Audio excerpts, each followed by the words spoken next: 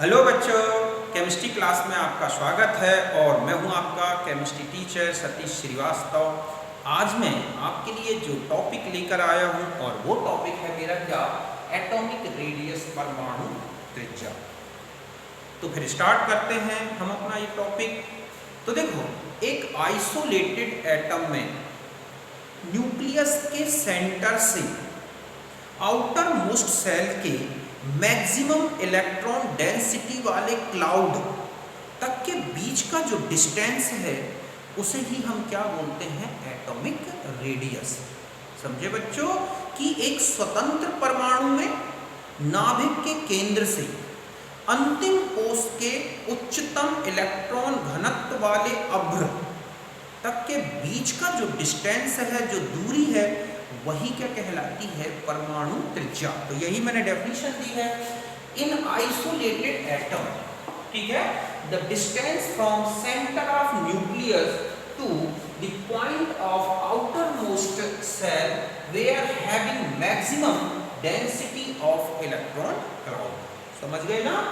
मतलब ये है कि एक स्वतंत्र परमाणु में, एक आइसोलेटेड परमाणु में न्यूक्लियस के सेंटर से स्टार्ट करें और कहां तक, आउटर मोस्ट सेल के मैक्सिमम इलेक्ट्रॉन डेंसिटी वाले क्लाउड तक के बीच का जो डिस्टेंस आएगा वो है एटॉमिक रेडियस।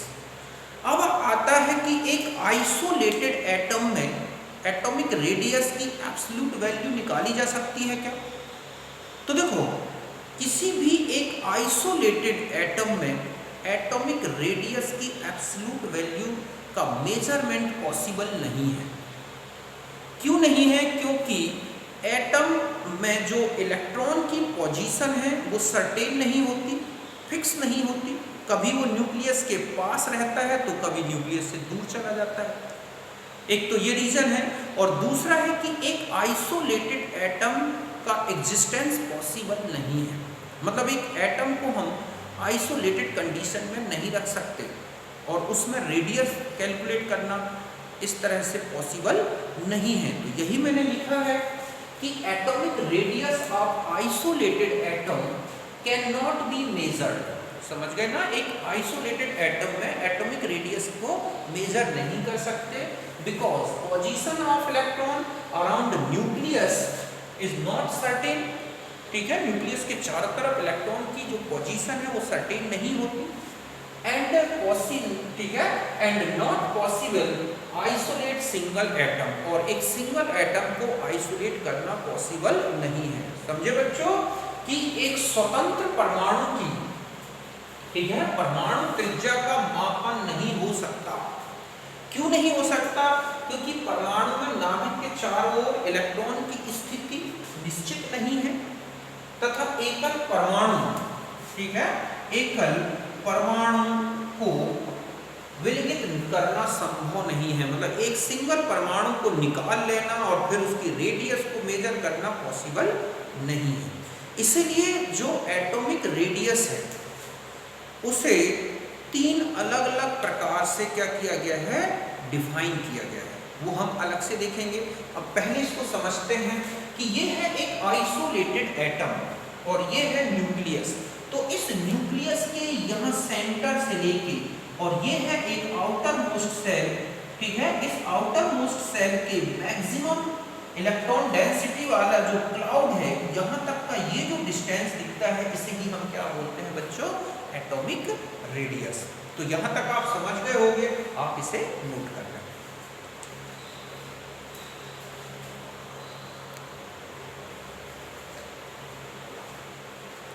अब देखो, जो एटॉमिक रेडियाई है उसे 3 टाइप से डिफाइन किया गया है। ठीक है, तो यही मैंने लिखा है कि atomic radius can be defined in 3 ways. एक होता है कोवैलेंट रेडियस, ठीक है बच्चों, इसको बोलते हैं क्या, सहसंयोजी त्रिज्या। सहसंयोजी त्रिज्या का मतलब है कि दो एटम जो बिल्कुल सेम है, मतलब एक ही एलिमेंट के दो एटम्स जो एक दूसरे से कोवैलेंट, सिंगल कोवैलेंट बॉन्ड द्वारा बॉन्डेड हो, तो इन दोनों एटम्स के डिस्टेंस की हाफ वैल्यू को ही हम क्या बोलते हैं, कोवैलेंट रेडियस।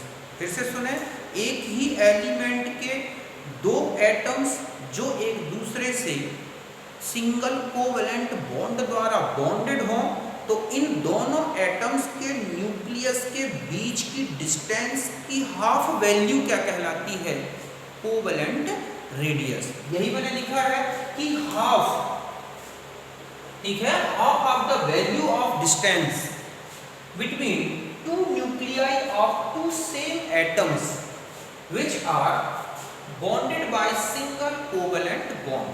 समझे बच्चों, एकल सहसंयोजी बंध से जुड़े एक ही तत्व के दो परमाणुओं के नाभिकों के बीच की दूरी की आधा मान को ही हम क्या बोलते हैं, सहसंयोजी त्रिज्या। मतलब है एकल बंध, यहाँ क्या लिखेंगे हम, एकल बंध से जुड़े दो समान परमाणुओं के नाभिकों के बीच की दूरी के आधे मान को हम क्या बोलते हैं, सहसंयोजी त्रिज्या। जैसे ये दो एटम्स हैं ए और ए, दोनों के बीच में कोवैलेंट बॉन्ड बना है और ये इनके क्या है, न्यूक्लियस। तो इस न्यूक्लियस से लेके इस न्यूक्लियस तक के बीच की दूरी का हाफ वैल्यू ही क्या है, कोवैलेंट रेडियस। तो अगर ये न्यूक्लियस से लेके इस न्यूक्लियस तक के बीच की डिस्टेंस को हम DAA के फॉर्म में लिखें, जिसे बोलते हैं इंटर न्यूक्लियर डिस्टेंस, तो इंटर न्यूक्लियर डिस्टेंस एक ही कोवैलेंट रेडियस और एक ही कोवैलेंट रेडियस, मतलब इस A और इस A की कोवैलेंट रेडियस का सम है। मतलब है कि ये जो इंटर न्यूक्लियर डिस्टेंस है वो दो कोवैलेंट रेडियस का सम है। तो इस तरह से एक की कोवैलेंट रेडियस क्या होगी, इंटर न्यूक्लियर डिस्टेंस का हाफ कर दें। जैसे कार्बन में इंटर न्यूक्लियर डिस्टेंस है 1.54 एंगस्ट्रॉम, तो कार्बन की कोवैलेंट रेडियस सहसंयोजी त्रिज्या कितनी होगी, 1.54/2 मतलब 0.77 एंगस्ट्रॉम। ठीक इसी तरह से सिलिकॉन जो है, सिलिकॉन है, उसमें जो इंटर न्यूक्लियर डिस्टेंस होती है वो है 2.34 एंगस्ट्रॉम, तो सिलिकॉन की कोवैलेंट रेडियस कितनी होगी, इसका हाफ मतलब 1.17 एंगस्ट्रॉम। समझ गए ना पर विद्यार्थियों या छात्रों कि दो परमाणु जो कि एकल बंध से जुड़े हों तो उनके नाभिकों के बीच की दूरी के आधे मान को ही हम क्या बोलते हैं, सहसंयोजी त्रिज्या। तो यहां तक समझ गए होंगे, आप इसे नोट कर लें।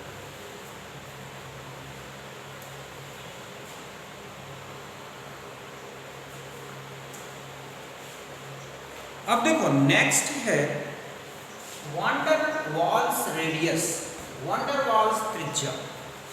तो देखो एक ही एलिमेंट के दो मॉलिक्यूल्स, समझ गए ना, जो कि नियरेस्ट डिस्टेंस में हो, तो उनके नॉन बॉन्डेड एटम्स के न्यूक्लियस के बीच की डिस्टेंस की हाफ वैल्यू क्या कहलाती है, वान डर वाल रेडियस। फिर से सुने, एक ही एलिमेंट के दो मॉलिक्यूल्स जो कि एक नियरेस्ट डिस्टेंस में हो, तो उनके नॉन बॉन्डेड एटम्स के न्यूक्लियस के बीच की डिस्टेंस की हाफ वैल्यू क्या कहलाती है, वान डर वाल रेडियस। तो इस तरह से है कि half of the value of the distance between nuclei of two non bonded atoms belonging to two different molecules of same element which closest to one another is called van der Waals radius। समझ गए बच्चों कि एक ही तत्व के दो अणु जो निकटतम दूरी पर हों, तो उन दोनों अणुओं के असहभाजित परमाणुओं के नाभिकों के बीच की दूरी का आधा मान कहलाता है वान डर वाल्स रेडियस। देखो इस तरह से समझ सकते हैं, एक मॉलिक्यूल ये है, एक मॉलिक्यूल ये है, ये क्या है, एक मॉलिक्यूल, ठीक है।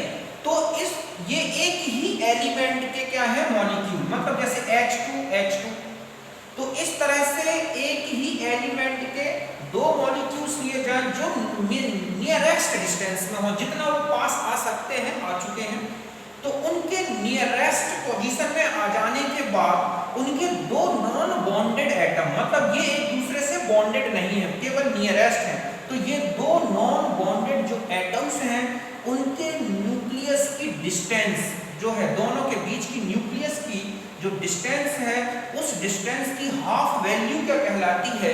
वान डेर वाल रेडियस। समझ गए ना? तो ये जो है इतना हिस्सा, ये क्या कहलाएगा? वान डेर वाल्स रेडियस। जबकि यहां से लेके यहां तक की ये डिस्टेंस निकाली जाए तो हम इसे क्या बोलेंगे? कोवलेंट रेडियस, जो हमने पहले ही पढ़ दी है। तो ये बात समझ गए होंगे, तो आप इसे नोट करें।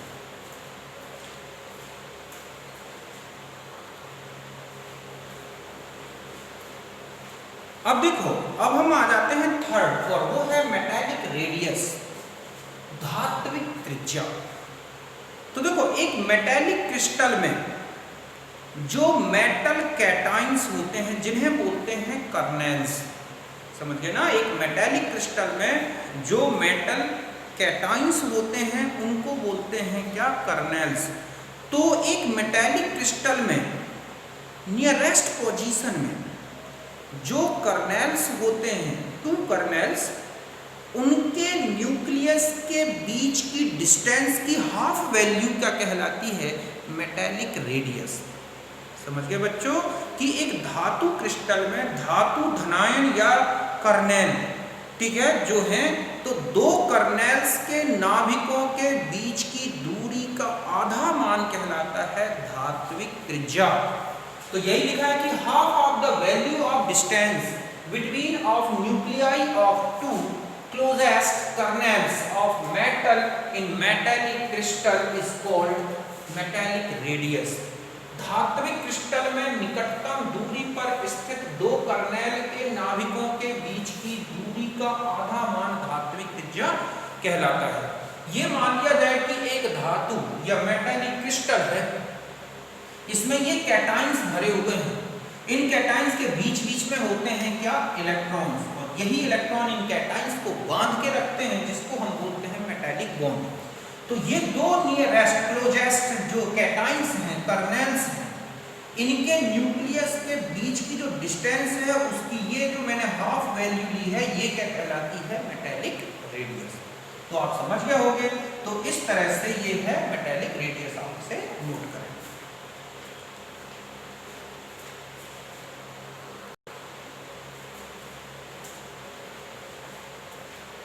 अब देखो बच्चों, अगर हम एक ही एटम के लिए कोवलेंट रेडियस, मेटालिक रेडियस और वान डेर वाल्स रेडियस इनको कंपेयर करें तो इनका क्या ऑर्डर होगा?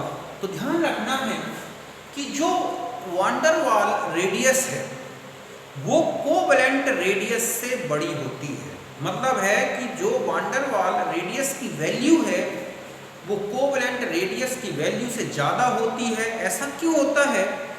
क्योंकि जब कोवलेंट बॉन्ड बनता है तो उनके जो एटम्स हैं, उनके जो क्लाउड हैं वो ओवरलैप करते हैं, जिससे वो दोनों एटम एक दूसरे के नियरेस्ट आते हैं, कम क्लोजर हो जाते हैं, मतलब एक दूसरे के पास आ जाते हैं, जिससे उनके न्यूक्लियस के बीच की डिस्टेंस काफ़ी कम हो जाती है। जबकि वान डेर वाल्स कंडीशन में जो एटम्स हैं वो ओवरलैप्ड नहीं होते, नॉन बॉन्डेड रहते हैं, इसलिए उनके न्यूक्लियस की डिस्टेंस काफ़ी रहती है, ज़्यादा रहती है। और यही कारण है कि जो वान डेर वाल्स रेडियस है उसकी जो वैल्यू है वो कोवलेंट रेडियस से ज़्यादा है। अब आता है कि मेटालिक रेडियस का क्या होगा? तो देखो, मेटालिक रेडियस इन दोनों के बीच में आती है। ऐसा इसलिए है क्योंकि जो मेटालिक बॉन्ड है उसकी जो स्ट्रेंथ है वो वान डेर वाल फोर्सेस से तो ज़्यादा है, लेकिन कोवलेंट बॉन्ड के फोर्स से क्या है? कम है। इसलिए जो न्यूक्लियर डिस्टेंस है, जो एटम्स हैं या कर्नेल्स हैं, उनके बीच की जो न्यूक्लियर डिस्टेंस है वो वान डेर वाल डिस्टेंस से कम वान डेर वाल्स जो डिस्टेंस है उससे तो कम रहेगी, लेकिन कोवलेंट कंडीशन की जो डिस्टेंस है उससे क्या रहेगी? ज़्यादा रहेगी। तो मैंने यही लिखा है कि the value of van der Waals radius always greater than covalent radius। इनके सिंबल है Cr और इसका है Br, because in covalent bond formation the atoms, ठीक है, come closer and thus the distance between their nuclei get smaller। ये बात तो समझ गए होंगे। अब आता है कि value of metallic radius is intermediate between covalent radius and van der Waal radius because strength of metallic bond is stronger than van der Waals forces but weaker than covalent bond. Thus, the actual order of different radius of same atom are following। तो इस तरह से, ठीक है, इस following। तो ये है कि वैन डर वाल्स रेडियस सबसे ज्यादा, फिर मेटालिक रेडियस और फिर कोवेलेंट रेडियस। तो ये है, तो ये बात तो समझ गए होंगे बच्चों कि एक ही परमाणु के लिए, फिर से सुने, एक ही परमाणु के लिए जो वैन डर वाल्स त्रिज्या का मान है उसकी सहसंयोजी त्रिज्या से ज्यादा होता है। ऐसा क्यों होता है? क्योंकि जब परमाणु सहभाजन करते हैं तो ऐसे में परमाणु एक दूसरे के निकट आते हैं, उनके नाभिकों के बीच की दूरी कम हो जाती है, जबकि वैन डर वाल्स स्थिति में केवल पास आते हैं, उनमें कोई ओवरलैपिंग नहीं होती, जिससे उनके नाभिकों के बीच की दूरी ज़्यादा होती है। तो जब नाभिकों के बीच की दूरी ज़्यादा होगी तो उसका आधा मान भी ज़्यादा होगा, समझ गए ना। और यही कारण है कि वैन डर वाल्स रेडियस सहसंयोजी त्रिज्या से ज़्यादा होगी। अब आता है कि धात्विक त्रिज्या। तो धात्विक त्रिज्या दोनों के बीच में आती है, मतलब सहसंयोजी त्रिज्या और वैन डर वाल्स त्रिज्या से क्या आती है, उनके बीच में। वैन डर वाल्स त्रिज्या से तो छोटी है लेकिन सहसंयोजी त्रिज्या से बड़ी है। कौन सी? धात्विक त्रिज्या। ऐसा इसलिए है क्योंकि धात्विक बंध की जो सामर्थ्यता है van der Waals forces, van der Waals बलों से तो ज़्यादा है, मतलब स्ट्रॉन्ग है, जबकि सहसंयोजी बंध के जो बल हैं उससे दुर्बल है। और इसलिए वो जो अंतर नाभिक की दूरी है धात्विक बंध बनने में, वो दोनों के बीच में आ जाता है और इसलिए त्रिज्या भी दोनों के बीच में होगी। तो ये है वैन डर वाल्स त्रिज्या, ये धात्विक त्रिज्या और ये है कोवेलेंट त्रिज्या। तो ये ऑर्डर मिलेगा। तो आप समझ गए होंगे, तो इसे नोट कर लें।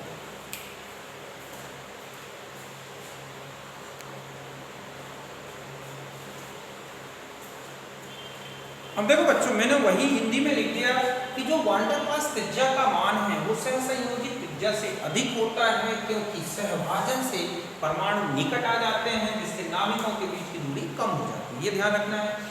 धात्विक त्रिज्या का मान कोवेलेंट रेडियस, मतलब सहसंयोजी त्रिज्या और वैन डर वाल्स त्रिज्या के बीच का होता है, क्योंकि धात्विक बंध वैन डर वाल्स बल से प्रबल और सहसंयोजी बंध से दुर्बल होता है। इसलिए एक ही परमाणु में ये ऑर्डर होगा, वैन डर वाल्स त्रिज्या सबसे ज्यादा, फिर मेटालिक रेडियस, धात्विक त्रिज्या और फिर क्या होगी, कोवेलेंट रेडियस। समझ गए ना।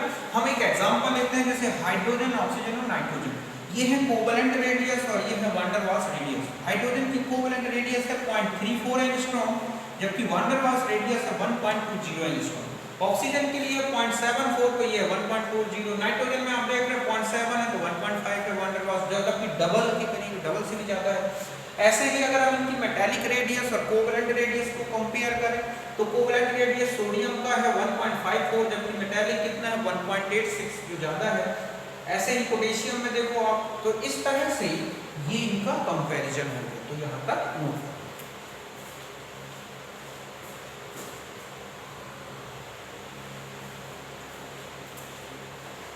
अब देखो, ये जो आपने 3 रेडियस देखी, अब इनका कहाँ किस तरह से कंसीडरेशन है, किस तरह से यूज्ड है। तो देखो इस तरह से ध्यान रखना है कि जो कोवेलेंट रेडियस है considered for non metallic elements which form compounds.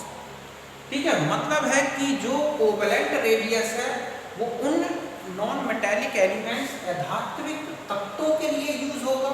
ऐसा ही जो यौगिकों निर्मित करने वाले अधात्विक तत्वों, ठीक है, अधात्विक तत्वों के लिए प्रयुक्त होती है। मतलब है जैसे कि हैलोजन, ऑक्सीजन, नाइट्रोजन, कार्बन, इनके एटम्स की जो रेडियस है, एटॉमिक रेडियस, उसके लिए कोवेलेंट रेडियस को कंसीडर्ड किया जाता है। ये ध्यान रखना है। समझिए बच्चों कि सहसंयोजी त्रिज्या यौगिक निर्मित करने वाले अधात्विक तत्वों के लिए प्रयुक्त होगी। Metallic radius considered for metals, मतलब है कि जो मेटालिक रेडियस है वो मेटालिक एलिमेंट्स के लिए कंसीडर की जाती है। मतलब आप चाहे डी ब्लॉक पढ़ें, चाहे एफ ब्लॉक पढ़ें, चाहे एस ब्लॉक, यहाँ पर जो रेडियस ली गई है वो एटॉमिक जो रेडियस ली गई है वो उनकी मेटालिक रेडियस को लेकर कंसीडर किया गया है। और जो वैन डर वाल्स रेडियस है वो किसके लिए यूज होती है? इनर्ट गैसेस के लिए। समझ गए ना क्यों? क्योंकि ना तो मेटालिक नेचर की है और ना ही कोवेलेंट बॉन्ड्स बना सकती हैं, तो उनकी किसको लिया जाता है? Van der Waals radius. और यही कारण है कि अगर आप एक पीरियड में देखें तो रेडियस डिक्रीज होती है, लेकिन आप जाओगे कि जीरो ग्रुप की मैक्सिमम हो जाती है एटॉमिक रेडियस। ऐसा क्यों हुआ है? ऐसा इसलिए हो जाता है क्योंकि वहां पर कोवलेंट रेडियस नहीं ली गई, बल्कि क्या ली गई है? Van der Waals radius. तो मैंने यही लिखा है, due to consideration of van der Waals radius atomic radius is highest for inert gases in each period. आप हर एक पीरियड में देखोगे कि एटॉमिक रेडियस का वेरिएशन जब चलेंगे तो पीरियड में डिक्रीज होगा, लेकिन जैसे ही आप जीरो पर पहुंचोगे वहां ज्यादा हो जाएगा। वहां इसलिए है क्योंकि वहां पर वैन डर वाल्स रेडियस का यूज किया गया है। तो यहां तक आप समझ गए। तो ये था हमारा एटॉमिक रेडियस के बारे में। अब हम इसका जो पीरियोडिसिटी है, एटॉमिक रेडियस की जो पीरियोडिसिटी है, वो हम नेक्स्ट वीडियो में देखेंगे। तो मिलते हैं हम नेक्स्ट वीडियो में, तब तक के लिए बाय, नमस्कार, थैंक यू।